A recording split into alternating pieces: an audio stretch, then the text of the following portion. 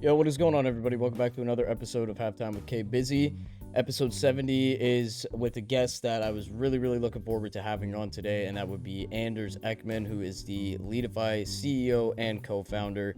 Everybody watching this video, I know, uses or has heard of Leetify in many different places. I'm sure even in game, when you get knifed, you probably see in the chat, get Leetify. So this was really cool to have him on and to talk about Leetify and some of the other things that he also does aside from Leetify. And a big part of this was talking about the operation that they made a tweet about.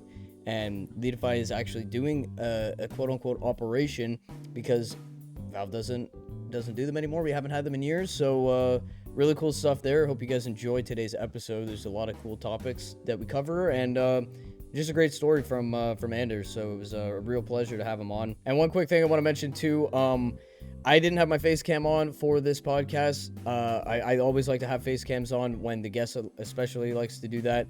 But the Blue Jays, they are in the World Series right now for the first time in 32 years. And a few nights ago, they were actually in an 18-inning game, and I was glued to the screen, and we were watching baseball for 6 hours and 39 minutes, which resulted me staying up till 3 in the morning to watch. So that's why I didn't have my face cam on for this one. A little bit zombie-ish looking, so I didn't want to look unprofessional or anything. So unfortunately, I'm not going to have my webcam on for this podcast. I'm recording this intro after the podcast took place, so just gonna let you know that. But yeah, if you guys are new to the platform, we do weekly podcasts here on YouTube as well as Spotify and Apple Podcasts. But the last couple weeks, we didn't really have any podcasts coming out on Spotify for some reason. I'm not sure if it really affected Apple Podcasts, but we have fixed it, or I think we fixed it, and it should be coming out on Spotify and Apple Podcasts this week. Apologies if it doesn't, but I'm trying to figure out what the hell's going on, so apologies for that again. We're going to get right into things, though. You guys enjoyed today's episode, and we will catch you on the outro.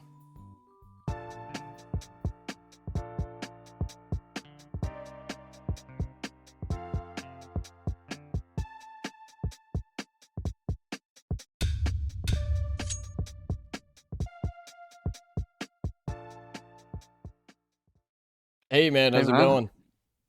Pretty good. New Discord call sound is hella spooky, but Yeah. wasn't quite ready for that. Yeah, I'm excited to finally be doing this, man. We've been chipping away at this for a while, so thank you for keeping me in the back of your head for I think we started talking in like April, so I really appreciate that, man. Thank you very much. Yeah, same, and that's my bad. I'm sorry about that. It's been very tricky to plan something, especially like logistics wise, with where we can meet up and, do Nah, this. it's no worries at all, But man. I just appreciate you actually, staying to the commitment to, you were committed to do this, and you sure, of course, didn't bullshit me. You were honest with me, and I appreciate that, man. Appreciate it a of lot. course, of course. All right, cool. All So right, let's get into it, I guess then. sure. So tell me a little bit about how you got into playing Counter-Strike and when exactly did you start playing? Like what got you playing and how long have you been playing? Yeah, The most important question. it's yeah, it's a long time ago now, and I think it feels like this is like the common origin story is that it was an older brother. So I have a couple brothers that are quite a lot older than me, so they're 6 and 8 years older than me, and they were the ones who got me into Counter Strike.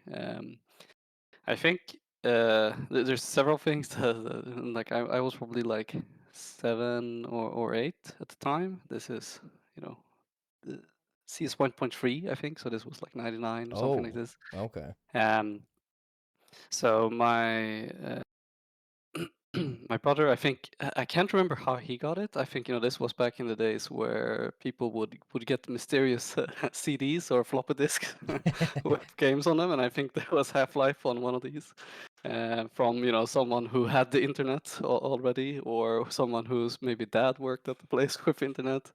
Um, so we would play, and I think like actually something I thought of when you asked this question was that Sweden had this like government computer program. Basically, what they did was like they would collaborate uh, with the workplaces to offer kind of subsidized computers to people to like the employees.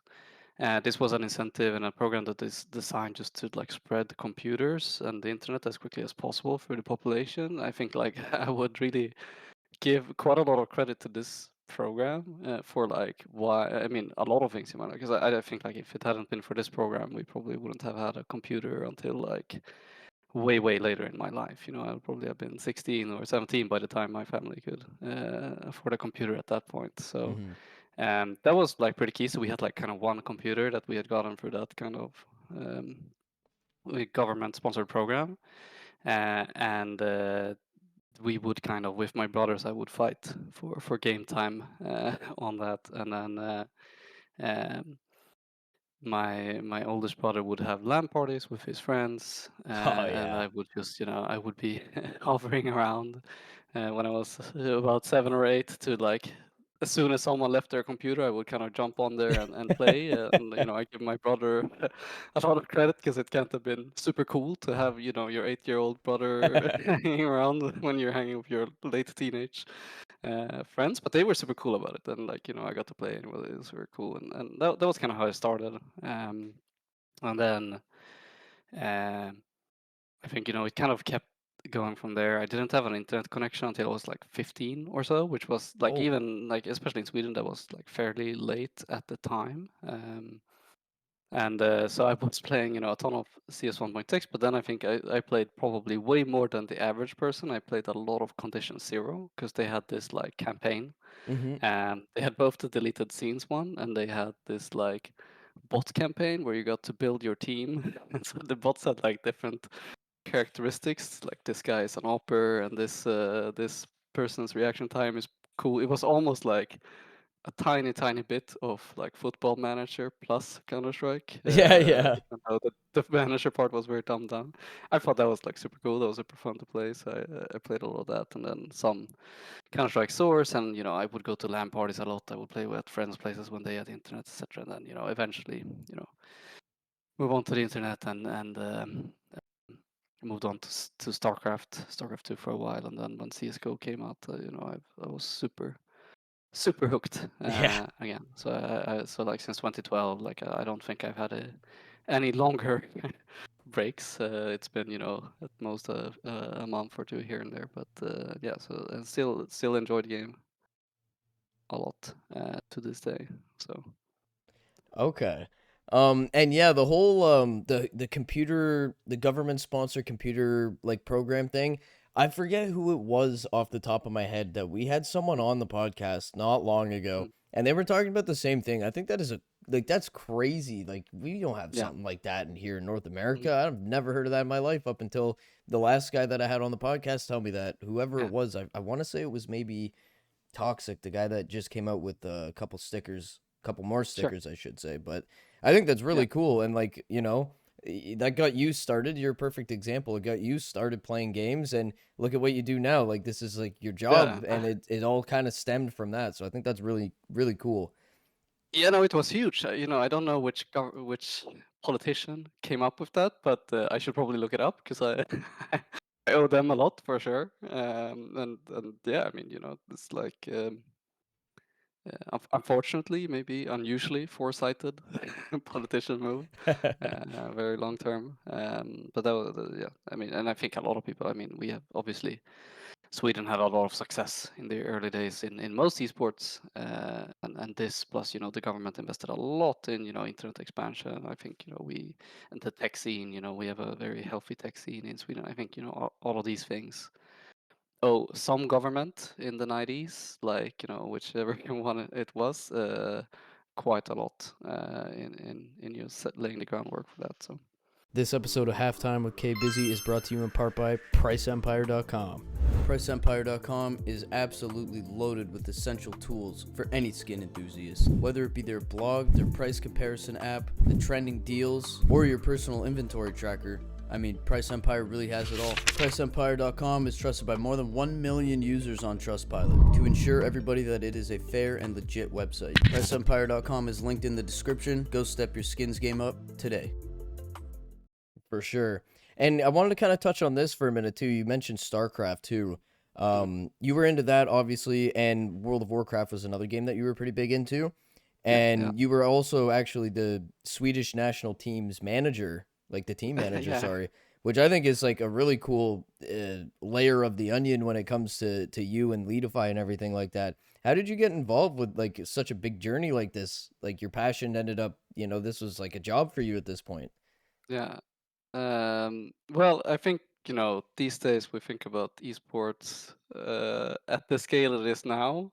Uh, so like a very important caveat here is that this was back in Jesus. I want to say, it was 2010-ish, and the esports scene looked very different back then. Yeah. I think it was basically with, the launch of Starcraft 2 and League of Legends that things started getting considerably more professionalized, and there were for sure like teams and players that was making decent money. I have no numbers on what they were making back then, but they were for sure professionals at that time already in StarCraft. And there was a lot of viewership, but this kind of like national team manager gig, it was, for sure not a full-time thing. It was like Little side very job kind random. of thing. It was very random. So basically, what happened is that like ESL, they had a nations championship, I think they called it, and like this tells you a lot about the state of esports back then. So what they would do would be like they would run this every year.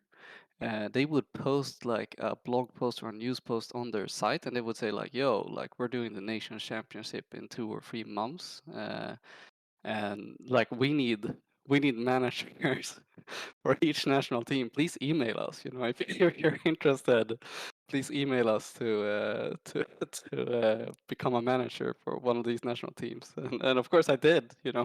I was living in Northern Ireland at the time and had nothing better to do. And I was kind of like, well, I'm really into StarCraft and this could be fun. So I emailed them and and was like, yeah, I'm interested, and actually got the job. And it was very funny because Sweden was one of few countries that had like an actual esports association at the time. So we Oh, had some sort damn. of like, yeah, and it was kind of tied to like the sports association, and or at least they were in the process of becoming part of like our official sports association. Um, so I think they were kind of surprised because there was like a guy who had been like both in StarCraft 2 and Warcraft 3, because this went back quite a long time, who had always been the manager. He had been like the go-to guy. I don't know if it was because for like this was so long ago.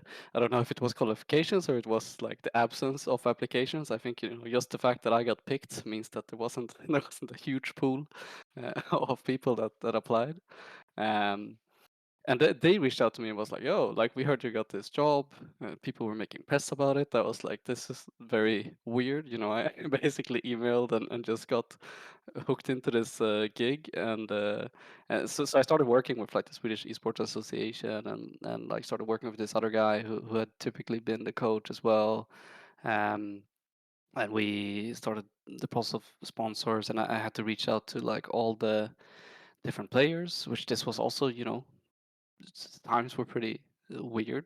I could literally like DM them on Twitter or like add them in StarCraft and be like, "Yo, I'm," which like this sounds today if you got added by someone on Steam who's like, "Yo, I'm the national manager Yeah. Oh, that's a in scammer. Sweden." Yeah, exactly. Like, but yeah, people would be like, "Oh yeah, cool, I'll join." And there was like a little bit of a prize pool and things like this, and we had some really famous players like Forsain and sort of and Naniva and things like this, and it was a little bit tricky. It was like an interesting management experience because I was like 19 or something at the time, and these people were like very famous even back then. They would have hundreds of thousands of followers, etc.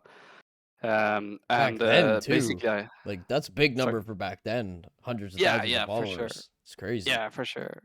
And I would like try and get them to play, and then like there was one particular, like we don't need to mention any names, but there was one particular like very famous player who basically he asked, I think like the team was something like 8 people, and he said like, if I'm gonna join, I want 80% of the prize money, Okay, and I buddy. was like, especially in like Sweden, we have, the law of Jante and things like you don't stand out. So I was like, well, I don't see how I can, make this happen because like also, I mean, there were other people on the team that were equally big names that were totally fine with getting their fair cut.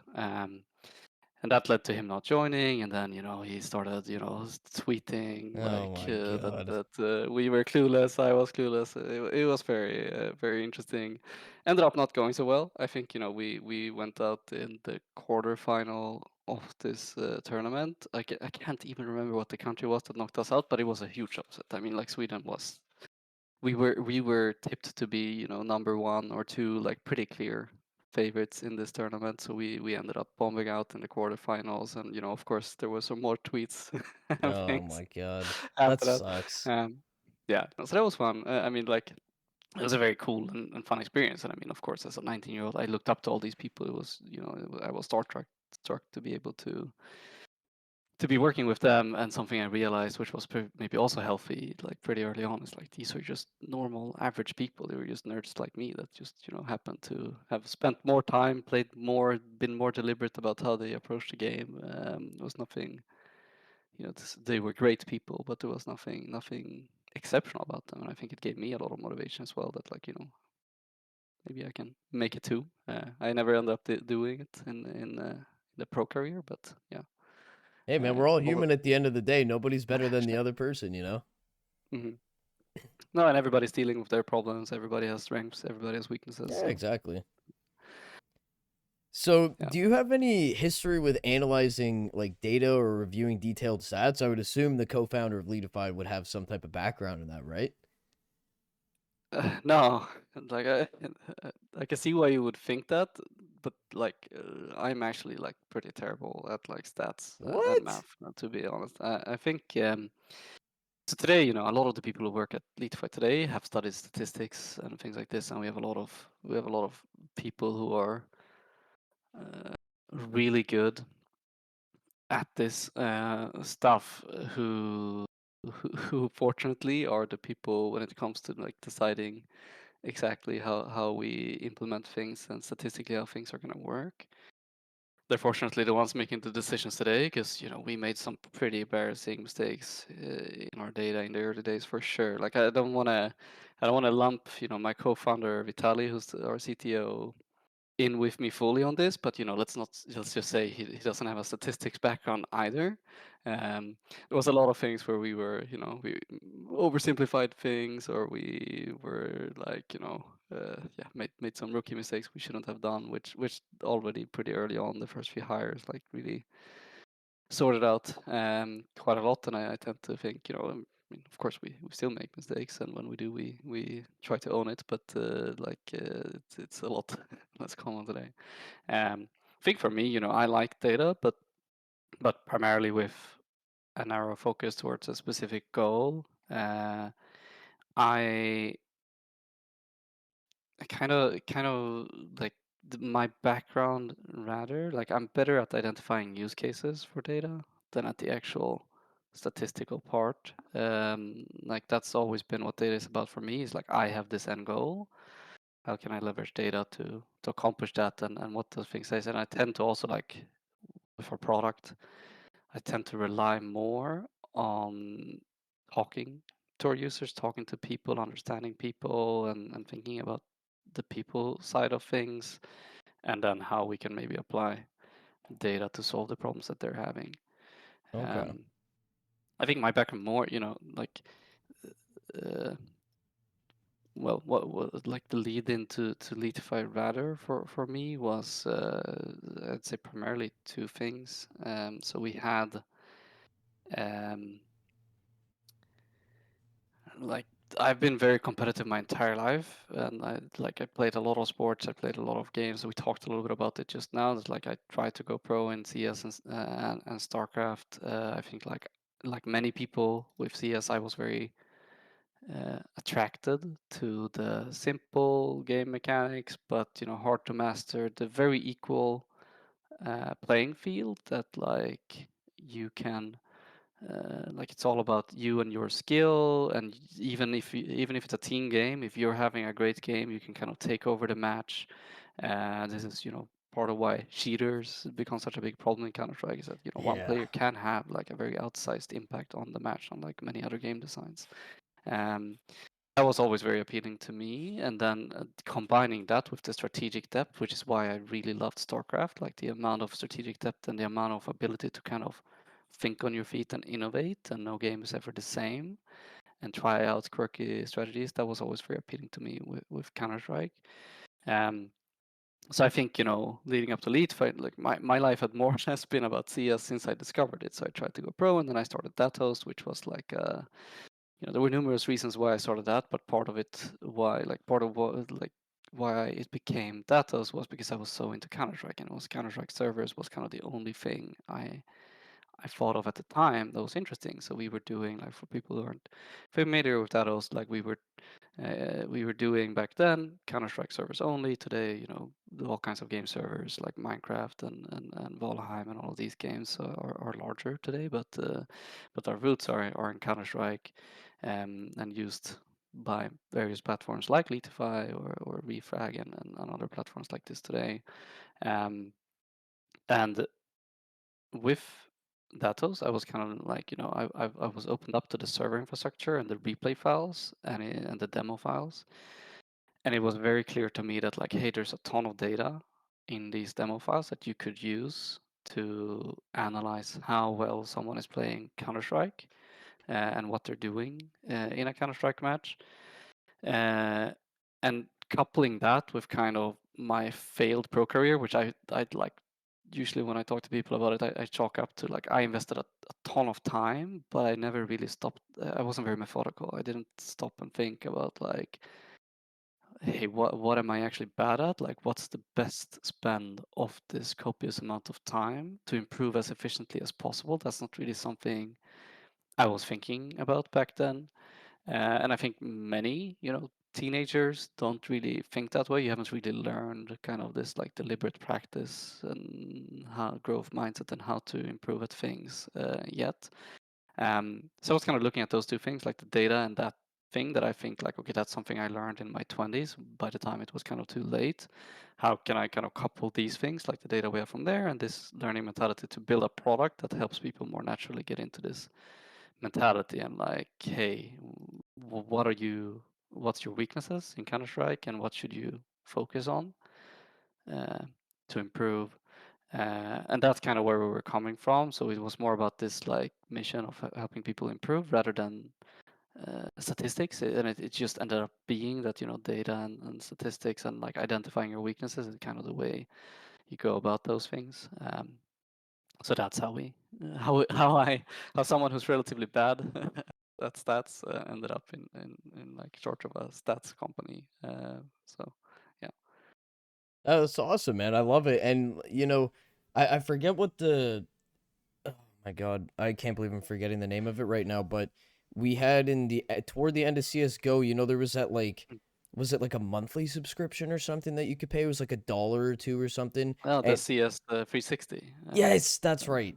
And it Yeah, would yeah, tell you all your little stats that you don't normally see. Like, you know, before that, you like, how do you yeah, track that? You know what I mean? Like, we didn't really have anything. You had the in-game leaderboard when you hit tab, you know, you can see your ADR, your enemies flash, utility damage, stuff yeah, like that. But that's not like things like that aren't really going to help you necessarily become a better player. That's just like putting numbers in front of your face. That's not letting you know, like, oh, this is your opening percentage. This is how many, you know, clutches that you're doing. It was just very bare bones. So I remember my friend showing me Leetify for the first time. I was like, where has this been all my life playing Counter Strike? Like, this is what we needed. Like, I when I first started playing CS, I was like, I took the game probably way too seriously because, like, I was never destined to be pro at all. I mean, ever.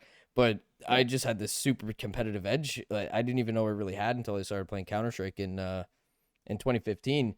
And I don't know, man. My day would get ruined if I lost a rank up match or something like that. And I always wish that there was, like, how could I be better? I'd be watching all types of YouTube videos and stuff, but, like, Leadify coming out, like, when I came, or not really when it came out, but when I came across Leadify, it was already pretty developed and everything. Like, that's what I needed, and I think Leadify is an excellent, to this day, it's an excellent platform if you want to learn what you're not doing, maybe what you are doing that you could be doing better. There's just so many different solutions nowadays.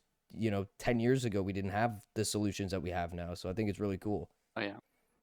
No, for sure. No, I mean, like, I would have killed to have something like Leetify when I was trying to go pro, and I mean a lot of other tools that we have today as well. Like, I mean, Refrag are doing incredible things. SCL, another amazing training tool company. There's a lot of um, like there's an infrastructure that just didn't exist back then. I mean, just even YouTube. I mean, like the amount of insight you can get on your own, or the fact that we have access to, like, every pro replay and things like this. I mean, like, huge credit to HLTV Oh, fuck for yeah, that as well, which we had for a long time.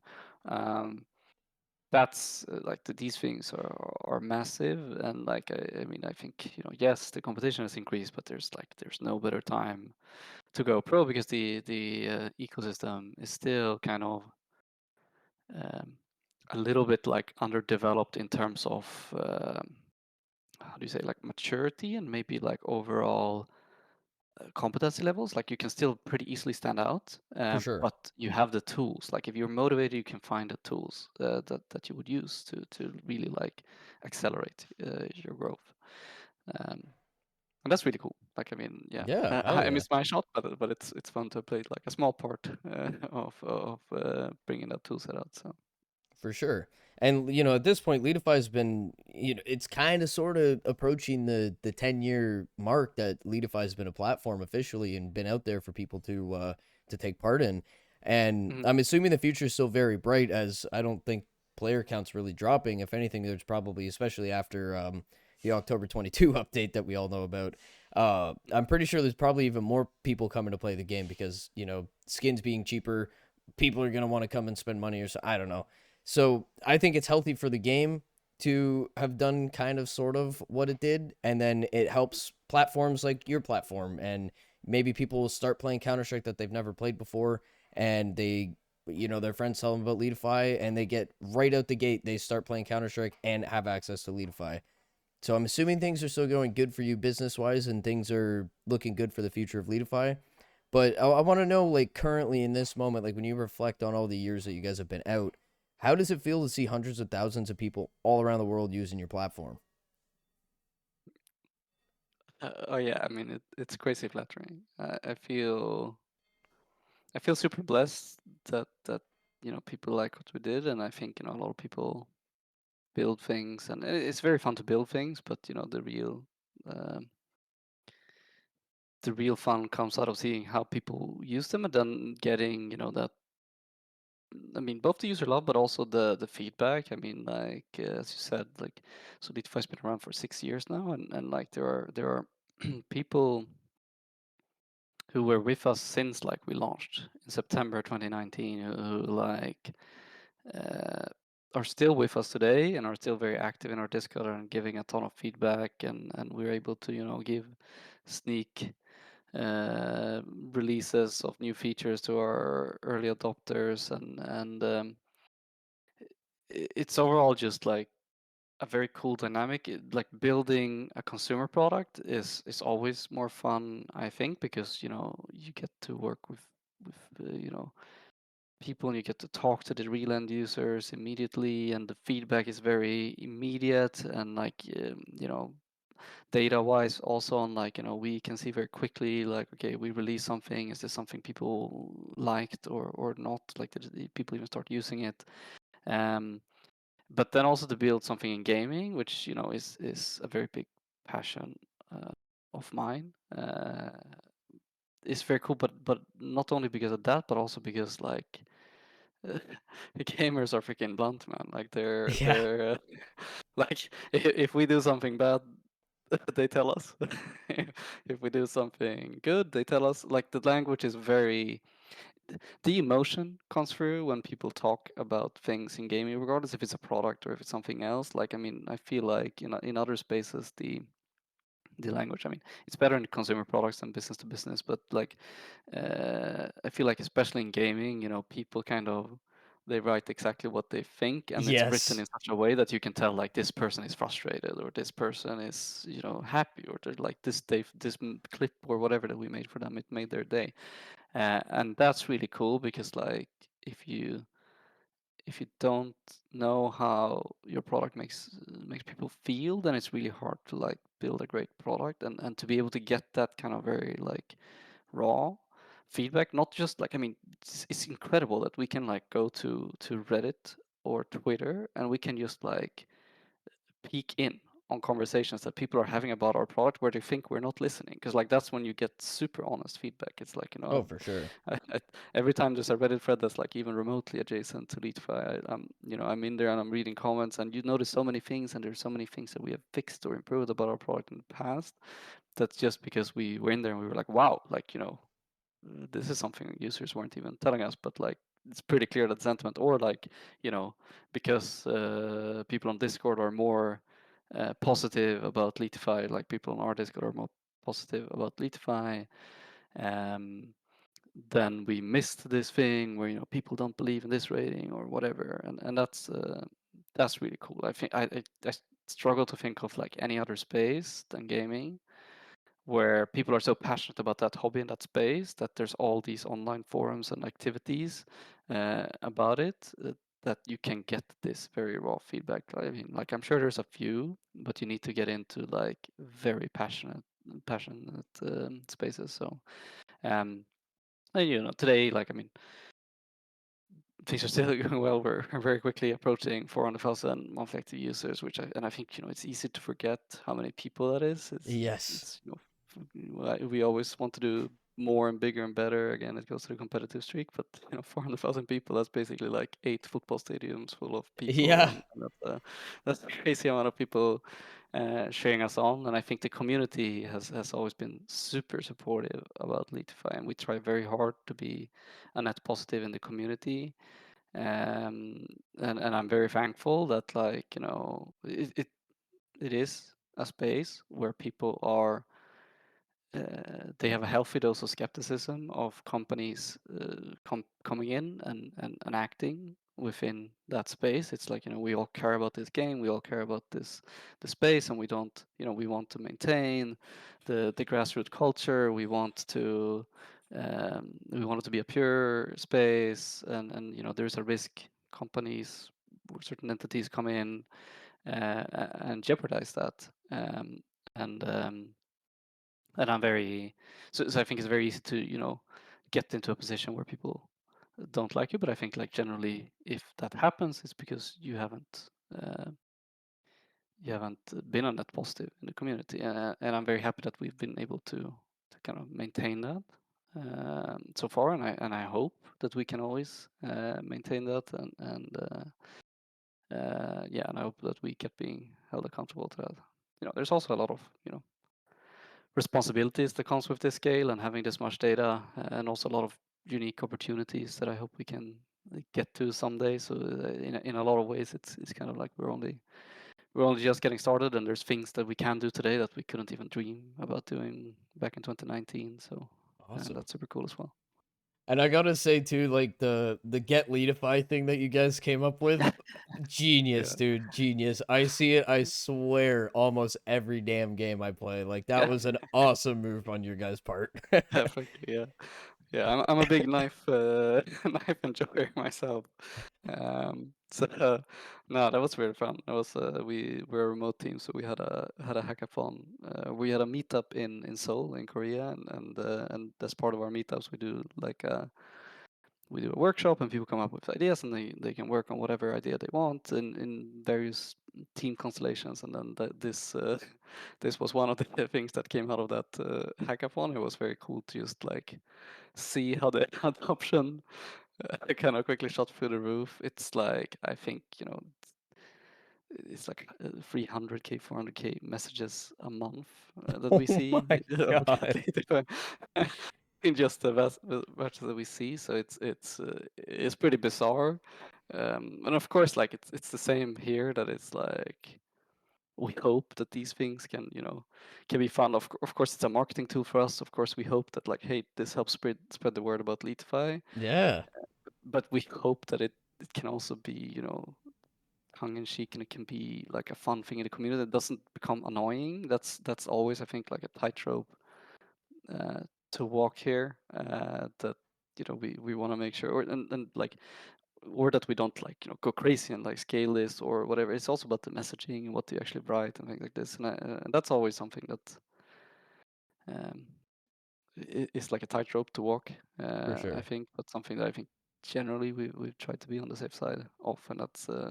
But yeah, I'm glad you glad you're enjoying it No, at least. love it. At this point, I see it being right up there with like, you get a nade kill, you go Kobe in chat. It's pretty Right. much the second thing to that. I mean, it's perfect. I Yeah, I love it. mean, it goes back to what you said before, that like how it makes us feel. I mean, it's like we we still like we still can hardly believe it. Like we have an internal chat channel called Anecdotal Evidence, where like we post these really feel good things, and there's been things like anything from like people creating like montages of their like that they name get Leetify, where it's just and it's all about all the knife kills they got.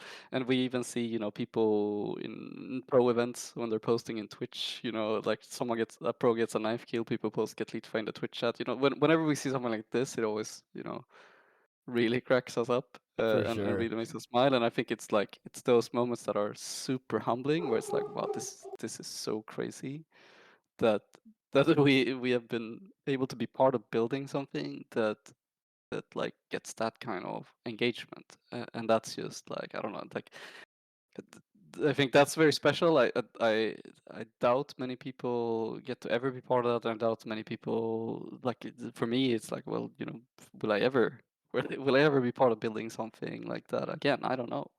And that's very precious, and that's why we're very keen on like taking care of that and making sure that we don't fuck that up. So.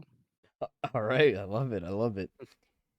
So there's numerous other platforms out there today that have Mhm, in-depth statistics for other players and stuff like that, and this has become over time just such a competitive. From the outsider myself looking in, it looks, I mean, every aspect of Counter-Strike really, if it's being a pro player, if it's being a content creator, if it's being a business owner and your business revolves around Counter-Strike, I swear it's every single aspect about this game is just, it screams competitive.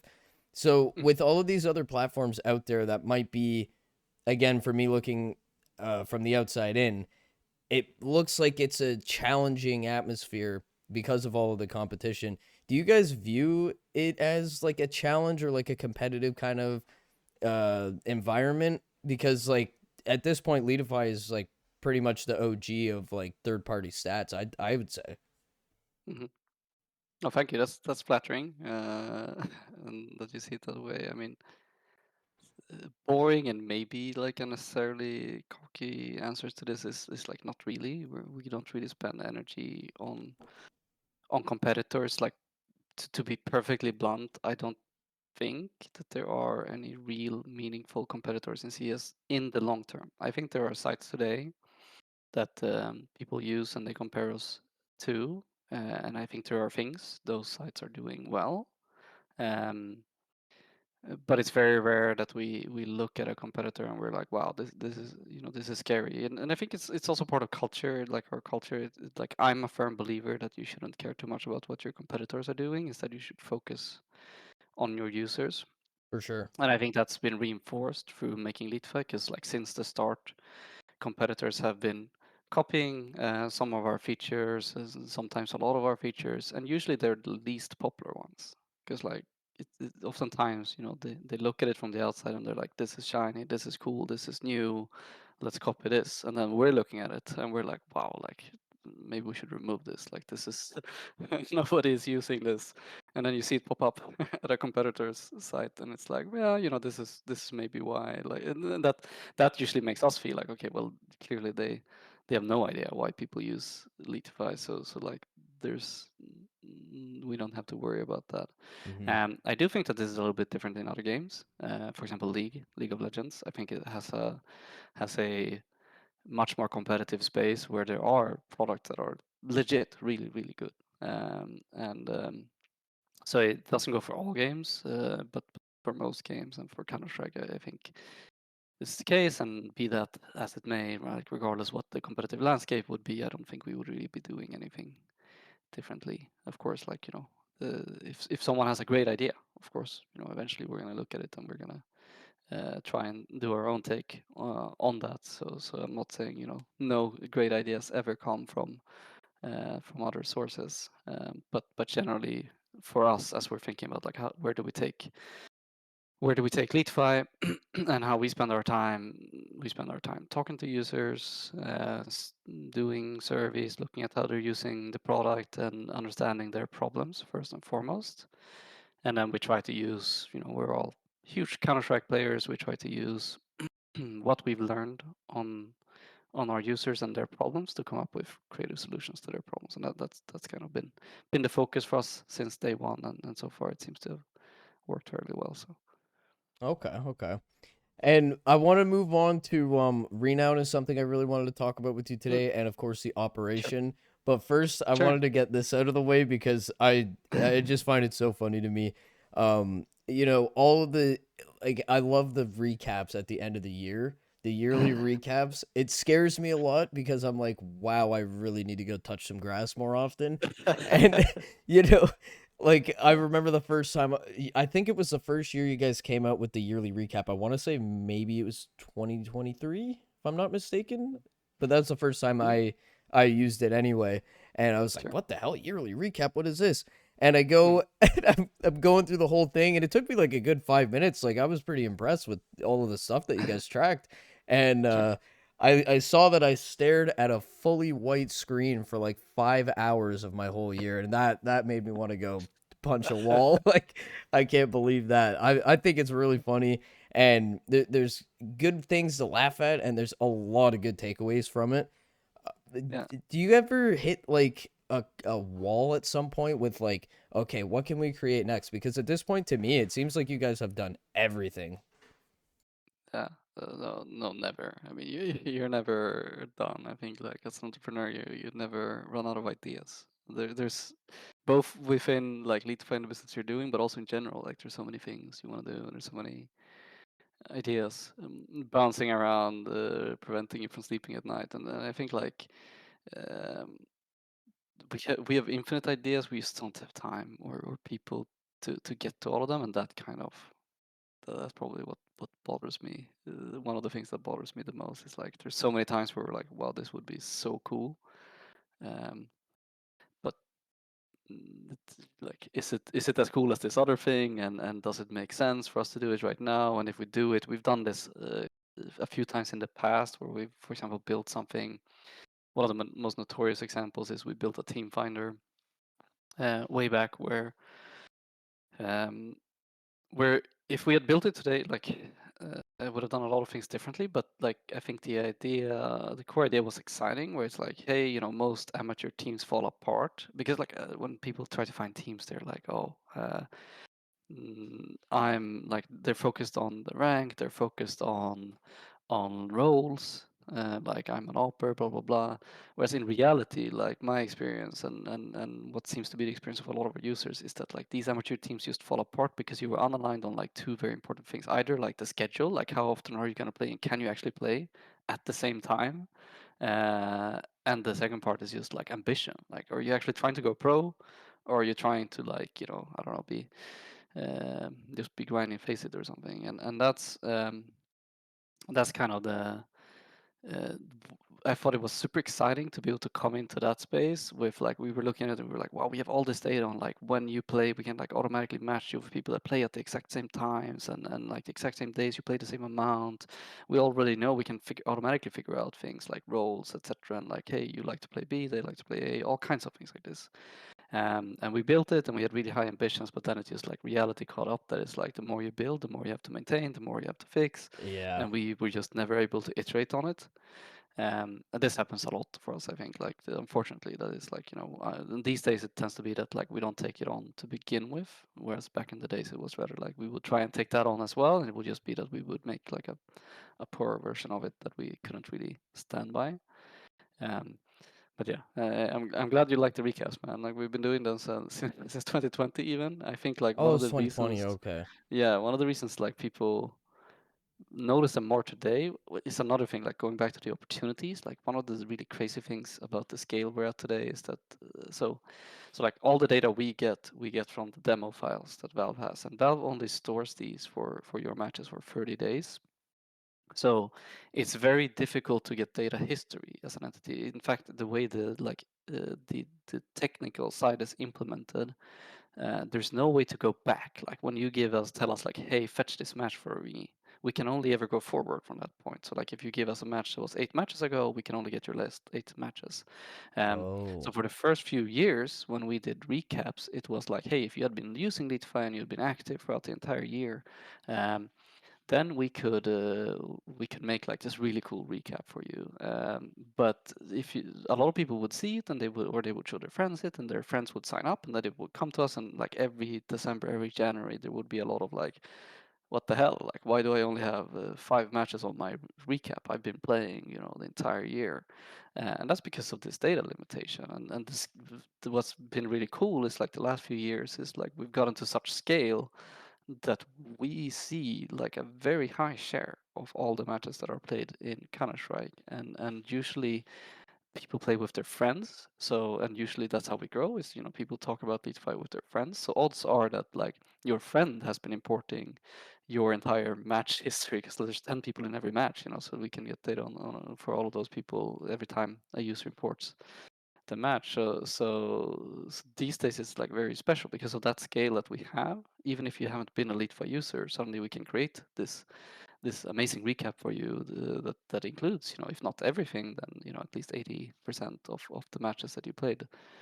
this year. So it's changed from this like this thing for our users, for our hardcore users, where they were like, wow, this is cool, thank you for recapping my year, to like one of the big reasons people find out about us. It's that like every December there's a lot of buzz about it, and that's very cool. Like again, going back to the data and the scale and the opportunities that come out of that, is that like it's like there's things we could have just not done um, several years ago. So Yeah, no, I hope you guys keep those recaps going because I try not to look at all of the quarterly recaps because I just love yeah, that final recap of the year. I right, think it's so awesome. But yeah, no, I love cool, it big time.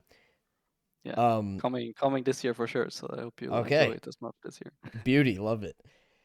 So this is the big thing I was really excited to talk to you about today is you guys made a tweet on October 10th about this operation. What the hell can we expect for that? Because it's been 4 years since we got one of those. What does Leetify's operation got for us? Sure. Whatever you Yeah, can it's say. very I'm not trying to get you to leak it all, of course. no. I mean, like, I think we can talk pretty openly about it, and it's so we've been fairly secretive so far in our tweets, but the thing is that already very very soon we will be doing a playtest that people can be part of, and very quickly all the details on what's included in there, even though they're still in like a beta state, will come out. um, so like the operation, like what we're trying is very much like harking back um, to the actual operations that Valve made, and like we're all huge Counter-Strike players, and part of what's very cool about working on Leetify is that we can kind of chase the fun, and chase what we think would be cool and fun ourselves, and like what could we, like a lot of times we can ask ourselves, like if we were Valve, like what would we do, and the operation kind of came out of a thought exercise like that it's hey, we can probably legitimately make like a pretty cool step out an operation. There's things we can't really do, which would be like, I think the primary one would be like new maps. Like we can't put maps on the official matchmaking, and even on the official matchmaking. I mean, of course, we have the data for this. So even on the official matchmaking, like when there's operations or new maps that come out, they tend to be 1 to 2% of matches. Mm-hmm. Um, so if you don't have the liquidity in terms of players of like a Counter-Strike scale, like Valve's Counter-Strike matchmaking scale, it's very hard to launch like, hey, these are two new maps, because the reality, unfortunately, is that the vast majority of the Counter-Strike community don't seem to actually want new maps. Maybe they'll try it once when it comes out, and then they'll play Mirage again. Yeah. Um, but that was something, that was probably one of the few things that we looked at and we were like, okay, we probably can't do that. Like, we could partner with Renown or ESPlay or some other platform and do that, but it's not likely to be successful. So instead, what we should choose to focus on is, like, number one, we focused on doing missions. So people already play Counter-Strike and they play their matches every single day, and there's a lot of uh, even if the matches are different, many of us have been playing this for 5 or 20 years at this point. So we wanted to think about, like, how can we make the missions and the matches more fun and unique.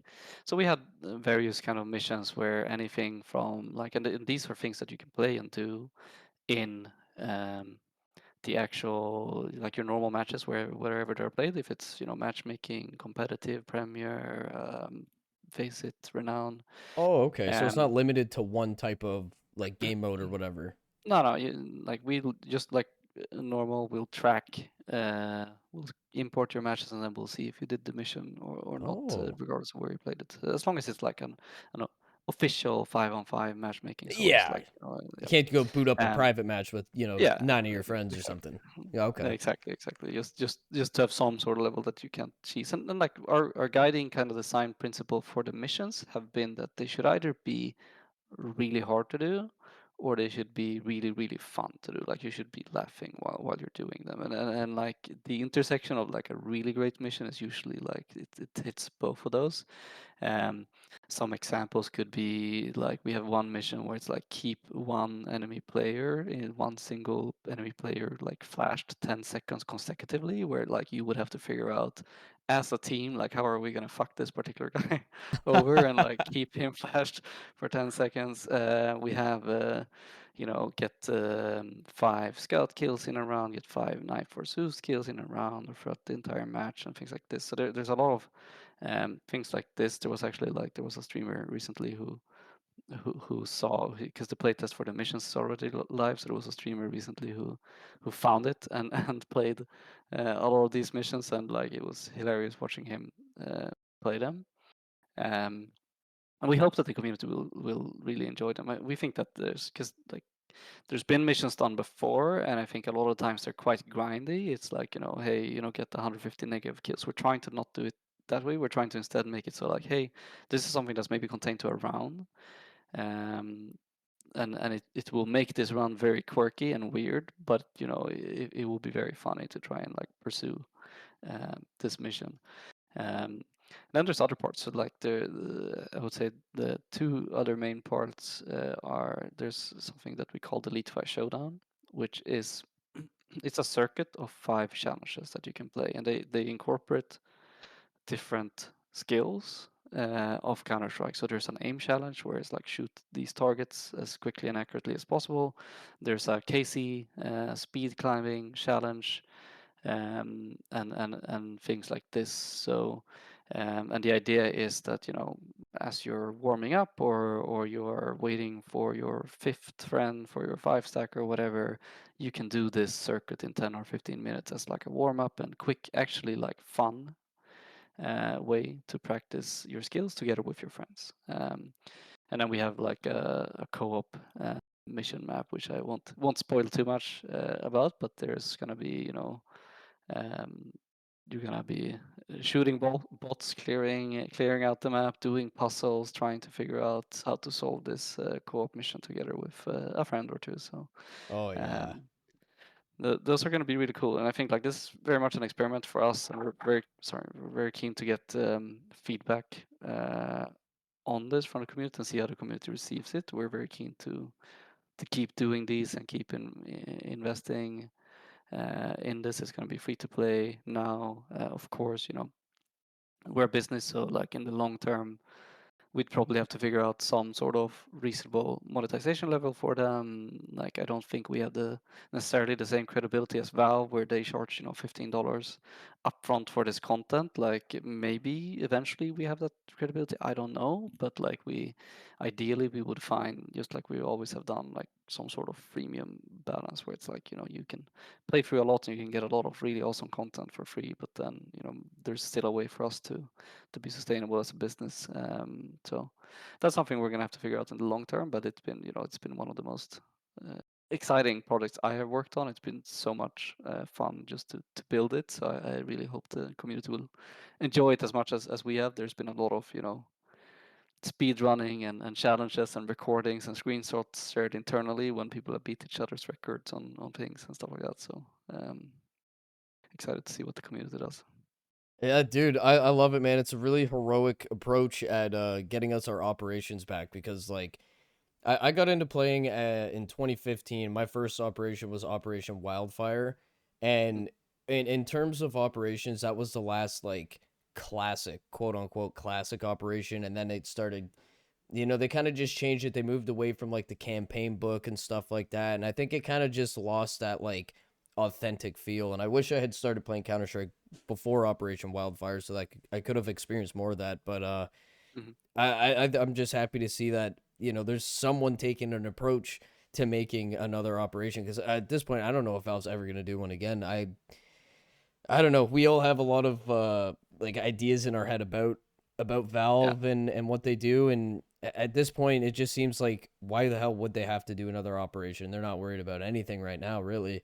We get like two big updates a year, and these big updates aren't even really crazy. It's just like a new armory pass. Maybe we'll get a new map. I mean, at this point, we've had train over a year, and it's like, okay, are we getting any type of competitive map pool update? Like, what's happening here? yeah. So I commend you guys Well, big time. I'm really excited to play this operation when it comes out for sure. yeah, thank you. And I mean, I think this is very really complex. Like, I mean, I'm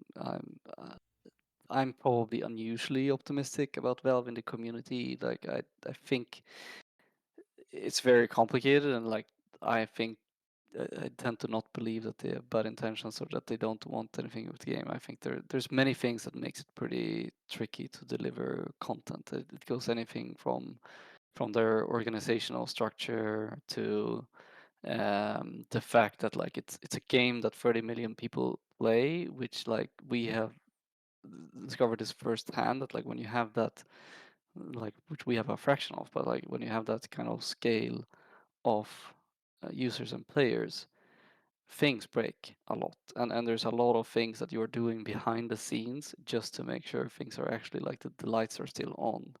For sure. um, and like the people that we have talked to at Valve have come across as like super competent and very passionate about the game. And so I think they get some unnecessary amount of flack there. And I think for us doing an operation, it's not really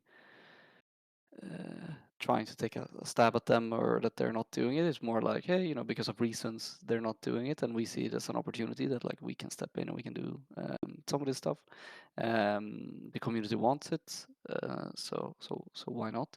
Um, but yeah, like and like in a way, like if they can set it up that way, that like they can focus on the core game mechanics and the community are building all these things around. Yeah, that's true I can too. see how as a business that's like a sweet spot. So yeah. Who knows? Maybe this right here, maybe Leetify's operation will make them open their eyes up and be like, "Wow, look how many people are doing the third party operation. Like maybe we got to hop back on the train here." But Yeah, of course. I I don't know, man. Like I know a couple Valve employees and the couple majors that I've been to, Copenhagen and Austin. I know the lead dev, and he's a super duper nice guy. He's been always so kind to me, and I have a lot of respect for him.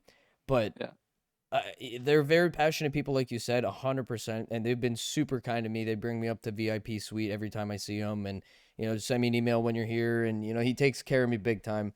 But I just I feel like it's just gotten to a point where like almost everything kind of like not everything, maybe I'm being a bit dramatic, but it's like at a certain point it just I feel like it's gotten so like the skin market's just gotten so big, and there's so many different angles of them updating the game that could affect the skins market like what they just did, but I don't think something like that's going to break the market. Obviously we've already seen $1 billion come back, and we know they're about their money, but it's like everything that they do is like very strategic, whether we understand it at first or not. But everything they do has like such a big effect. You know what I mean? And I don't know if they ever really prepared for this game to get as big as it currently is. And it's just so complicated to just go, oh, yeah, put this update out. Oh, yeah, let's work on this and get it out in a month. You know what I mean? It's just, I feel like it's just gotten too big for them and they're trying to, keep it together. And I don't know, man. It's so mysterious. It's so mysterious. I wish we had answers, man. We need the answers. No, no, of course, and like I mean, we've always operated with a lot of transparency in trying to talk to and involve the community, and it's a little bit weird to me that Valve doesn't operate that way. I've been very excited to see them do basically exactly that with Deadlock, and hopefully they'll like take that back to CS and apply that mentality that they had there, because they've been super communicative in Deadlock on like what's their plans, what are they thinking, etc. Listening and engaging on Discord.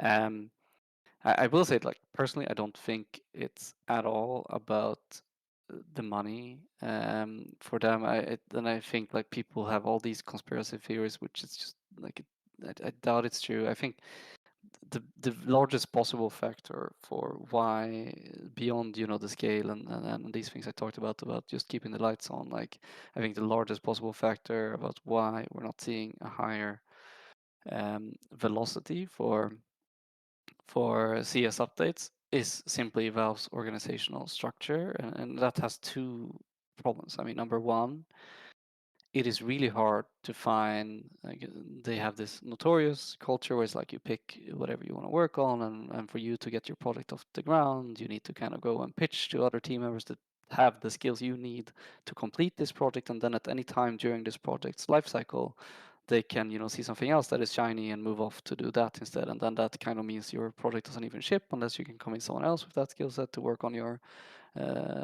project. So there's a lot of like kind of uh, like pitching skills, for example, become really important in a culture like that, and also the acceptance of like of this kind of state without it becoming like a very political state.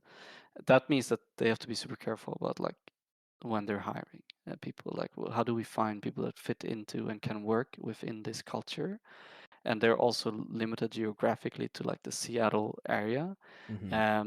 and that makes it very hard. I mean, like Valve is like 300-ish people, which for a company of that scale, revenue wise, like I'm a huge believer in small teams, and I totally think that's the right size. But for a company at that scale, that's very few people compared to a lot of people, other companies at that kind of revenue scale. Um, so that's one problem, that like okay, hard to like find people that can work in this environment to begin with. And then the second problem is that once they're in, they can work on whatever they want. And Valve is like a super innovative company. I mean, like Oh my God, yeah. I'm very impressed about the company that they have built. Like it is crazy to me that the same company has delivered Half-Life and is Counter-Strike and Dota. You can argue about like these are mods built on and like they took it in, but still they spotted the opportunity, they took them on and they built them.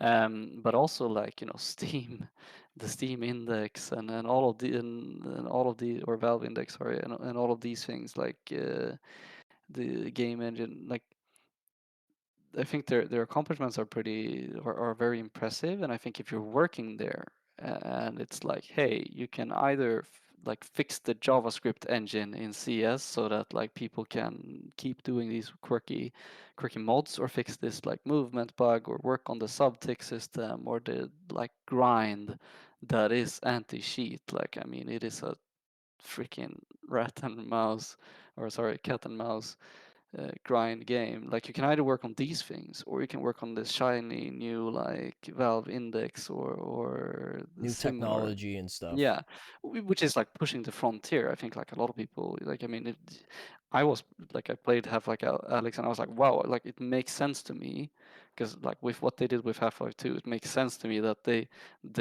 pressure was so high that like doing the Valve Index and doing Half-Life Alex was kind of the only way they felt like they could live up to the hype. And when playing it, I was like, wow, yeah, this like gave me the same. revelation that like the implementation of physics and things like this did in Half-Life 2, where it was like, wow. I mean, a lot of the things that Half-Life 2 was cool about are like super basic today. It's like, well, there was physics in that game. The mouths were like naturally Yeah, moving but that wasn't when popular people were then. talking. Like they were Yeah, so ahead of their time with yeah. Half-Life, man. Yeah, and like with Half-Life Alyx, when I played it, I was like, wow, this is like the same thing. I'm playing it and I'm like, wow, this is the future. Like, and then it didn't end up maybe being the future, but like that's beside the point. Like, I see how it's very hard to get people to work on Counter-Strike in an environment like this because it's never gonna be the most exciting project. You have to be like on the edge of lunacy, obsessed about Counter Strike to say like I'm gonna keep working on Counter Strike in this kind of environment, and that is kind of like, I mean, all cultures, all companies, they have their strengths and weaknesses, they have their flaws. That is the major flaw in their culture, the way I see it. This is like, I want to be super honest, that this is very layman analysis from the inside out. I'm sure there's a ton of smart people at Valve that have thought about this, but that's probably like, if they want to maintain the success with Counter Strike, you probably need to figure out a way to uh, like how do we create a culture and environment and a company structure where you can also put people on iterating on these successful products and projects, because it is a little bit worrying. Like if you are looking at the youngest market today, like the teenagers, etc. And if you go to a LAN cafe today, you will generally see that like people below 16, they are playing Valorant. They're not Hmm. playing Counter Strike, and we are at the risk of becoming a dying breed, which I would think is very sad. Oh, I love 100%. Counter Strike. Um, so definitely, I think like they realize this, of course. Like they see the new inflow of players, etc. So I like, for sure, I think they're feeling threatened. For sure, I think they're feeling pressure. It's just like, I don't think it's about the money. I don't think it's about that, etc. I think it's more about like, it's a little bit difficult for them to organize to tackle a Okay. challenge like that with the culture they set. So that's my take on it. But All right. I love it. I love talking about every possible angle and what people are thinking because there's so much to think about when it comes to Valve. But Renown is one of the last things I wanted to bring up. This was something that you're a part of. You'd be the co-founder of it, correct? Am I addressing that sure. properly? So like, I'm a I'm a board member, and like, yeah, I think on paper I'm a co-founder. Like I do very little day to day on Renown, if anything. There's two guys called Adam and Philip that are running Renown, and they're doing a fantastic job. And I try to just get out of their way because like I have my hands full with Leetify and that also. But yeah, no, I mean, I'm keeping an eye on it, and I'm involved, and the the game with them, and I'm excited to follow their progress. So, but that's kind of the level. Okay, and like, what exactly is it? Like, it's supposed to be like an enhanced version of matchmaking, like better anti-cheat, you know what I mean, type of thing. Yeah, Like, can you kind of just talk about it a little bit? Because I remember when the tweets were coming out last year, and I was like, oh my god, this Renown thing sounds awesome, and I don't of know, I feel like it's not really getting talked about as much as it should be. It sounds really interesting to me. course. Yeah, and I mean, like, it's really hard to build a matchmaking platform, and there's a ton of challenges there to figure out. The ultimate ambition. Um, I mean, I'm a dinosaur. I'm coming from a time where like the way we would play competitive games would be like, if not at a LAN party with like the other people that lived in your town where you kind of knew everyone, it would be in some sort of like, I mean, in Counter-Strike 1.6, we didn't even have matchmaking. Like, you had to be on IRC and like write to people and say like, hey, like, let's play, and or you were playing in some league like CPL, like Cal or 60 or whatever, and that was kind of it created this environment where the pond was fairly small, which creates a lot of dynamics. I mean, for one, um, it creates a dynamic where it's pretty personal. You feel like you can be a fairly large fish in a pretty small pond. That's something we've been trying to address a lot with Leetify. Like, I think games today have become very unpersonalized. And then the other thing that is created is like a kind of rampant toxicity. which I'm not sure anyone really wants. I mean, like I'm coming from from the Starcraft community here, where like somehow there was a culture set there of like manners, where it was, it was almost unthinkable to not write GG at the end of the game, for example. Like that was considered extremely rude. Whereas like, I don't know what percentage. We could probably, that would be an interesting content piece that we could put at Leetify. It's like how many people actually write GG at the end of the game. For sure, yeah. Um, but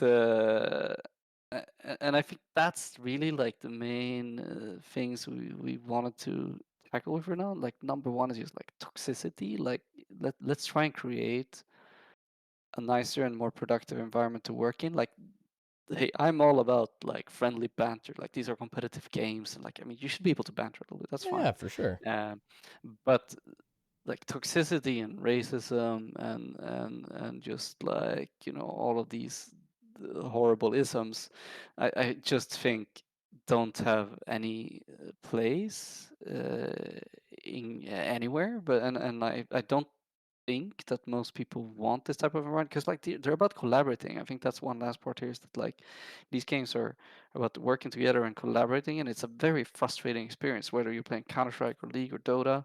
It's a very frustrating experience to try and like dedicate time to play a match where someone starts griefing or they're cheating or they're toxic or whatever, and like you're stuck with them. Yeah. And it's gonna you're both gonna have to deal with what they're doing, but you're also gonna have to deal with now, like in this competitive game, you now have this handicap, like whether they're AFK or team killing or team flashing or just being toxic and bringing the morale down. um that's really what we want to address with Renown. It's just like, hey, how can we work? And I think today with the tools that you have, with I know it's starting to become a slur, but with AI, I think like this is an area that it's especially well suited for, is trying to make it much much much easier for a squad of human moderators to run through reports and matches, and the things that Renown have done there in that regard, like honestly blows my mind. Like that's been the most exciting thing being part of, is seeing what they are doing to tackle toxicity and griefing and poor behavior in matches. And I'm convinced that like if they get to keep working towards that mission and people try it out, like people are gonna have so much better of an experience. And then there's Anti-Cheat as well, where they've already done quite a lot of really interesting things based on data, and like I'm not super convinced that like like I'm a little bit out of my depth here. I'll be perfectly honest about that, but like I'm not super convinced that to address cheating, people need to give up their entire privacy and all kernel level Yeah, access and things to their yeah. computer. I like it's very clear from the little things we have done at Leetify and seen at Leetify that like just with the data you can do so many things in terms of anti-cheat to protect people and to shut down. Because like if you think about it, like if someone's trying to use an aim sheet, um, if you do not, like the whole point of it is to kind of give you inhuman reaction time and accuracy, and if you do not have, if the sheet does not give you inhuman reaction time and accuracy, you get no advantage. I mean, at best you're like, instead of being a 5k player, you're now a 10k or 15k player. um, which like, yeah, that's still cheating, but it's a very different thing from like this guy is doing a 40-50 bomb and he's just crushing my game in 30k plus premier rating, and like that's very different. um and it's very hard to mask these things in the data, because like the only way to mask these things is to not cheat. Yeah. So and there's a lot of exciting things that Renown are doing there as well. So yeah, that's really what it's about. Is just like, let's make gaming a little bit more personal again. Let's try and create an environment that's more productive and fun to play in, where the matches are, they're more. It feels like you're playing this competitive game. You're trying to win together, and toxicity is lower, and you're just having like a more fun time. Because at the end of the day, these games are fun. That's why people play them, and we just want to maximize the fun you can have. So I that's love it. it. I love it, man, and that's the most important part about it. Sorry. Yeah. Who wants to? I come home from like an 8 hour shift at work, and I come home and it's like midnight at this point. And I'm like, maybe I'll rip one game of Counter Strike before I go to bed. I load up Nuke. I mean, I don't know where the fuck these people come from. Some of the people you meet on Nuke. I mean, just they get a boner for just throwing the match and watch you having a bad time. I'm just like, man, like what's wrong with you? Where'd you guys come from, man? Where's your mothers, man? Where's your parents? You need a slap on the ass, man, with a belt. Like it's crazy, man. But I Yeah. love the approach, and I hope Renown keeps doing great things. And the last thing I wanted to ask before we end things is just like, Sure. you know, before we let you go, what can people expect from Leadify going forward? Do you have any last words on what people should be looking forward to for Leadify or any other projects that you're working on with Renown or anything at all? But what do you got for the people listening? Sure. Well, like there's obviously the operation is the big next thing for Leetify. I think, since we started, like things have changed quite a lot. We talked about the coaching and that was kind of the angle going in. Something we realized pretty early on is, people don't practice like people. I said it just earlier now that like the reason people play these games is because it's fun. Like it's a hobby. You're playing these games because it's a fun experience, and that's what it's about. And these games are social. You play them with friends, usually not always, but like a lot of the time. Um, and I think early on in Leetify's life, the user experience was kind of like uh, you came to our site and we told you like, hey, this is what you suck at. Now go off and like fix it, and we don't want to see you again for like a week or two until you fixed it. And then when you came back, there was no celebration or anything. It was just like, yeah, okay, cool. This is what you suck at now. Like go off and fix this. We don't want to see you again. And that was like a very very traumatizing um, user experience. I probably should apologize to the people who used us back in like 2019 and 2020 because like that was like was pretty harsh. You suck at Um, opening. Try again. yeah, basically, yeah. But it's a Um, stepping stone, Everybody makes yeah, mistakes, especially early on yeah, with the business this big and everything. Like you make mistakes, everybody does, and it's the fact that you have learned from it and you've continued building it in a better way and it's become I mean, you guys almost have a half a million monthly users, you said. Like you yeah, guys have shown that you guys have put in the work to make things better for your average user and stuff like that. So I think it's awesome. That's the important yeah. part. Yeah. Also, I mean, these days, the past few years, we've been much more focused about the post-match moment and the social dynamics around the game, focused on helping people track their progression and if they are improving, and then giving advice. Then we have been on like giving advice or telling you what to do. Like we've focused less on that and more on just like, hey, this is like we're happy to tell you like how you're progressing and if you're improving, but it's kind of up to you to decide if this is something that matter like warrants your attention or how you're going to go about improving it. A lot of focus on like giving you instant insights and helping you break down the match in between the game, helping you celebrate accomplishments like, hey, did you have a personal best in this match? Maybe this was the most kills you ever had in a match. And what we see is, it helps people have more fun with the game. That's to a large extent where we are today, and it helps people keep track of their progression because like sometimes maybe you're stuck for a long time in a particular rank bracket, and Leetify helps still give you a sense of progression while you are um, even if your rating isn't drastically increasing. And people like to boost their ego or do some friendly banter with their friends, Oh and yeah, we do we're the part friendly of that. banter. That's for sure. Yeah, and I think like I mean that's where we're headed in general. Vastly improve upon the social layer of Steam and like help give you a sense of this progression, help you share it and talk about it and celebrate it with friends. We're really keen to let you take Leetify with you to other games. We see that people are playing Counter Strike, they're playing Dota and other games as well.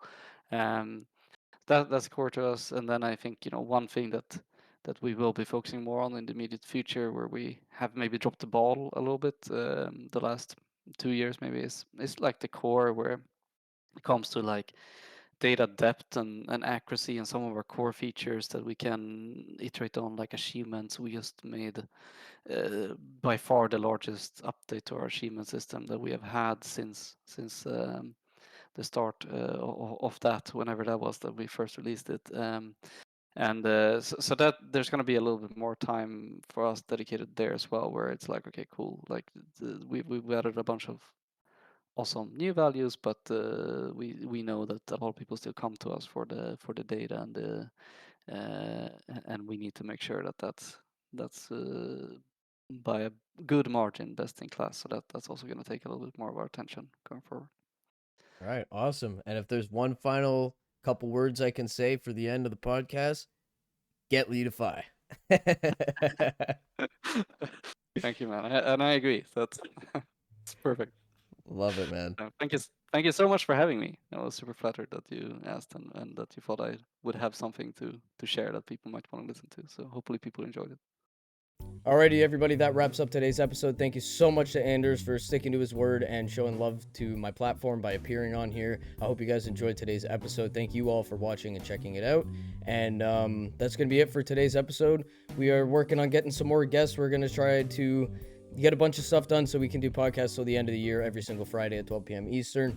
So yeah, get ready to look forward to that. And we will catch you guys next Friday. You guys have a great Friday and have a great rest of your weekend. And let's go Blue Jays. Till next time, everybody.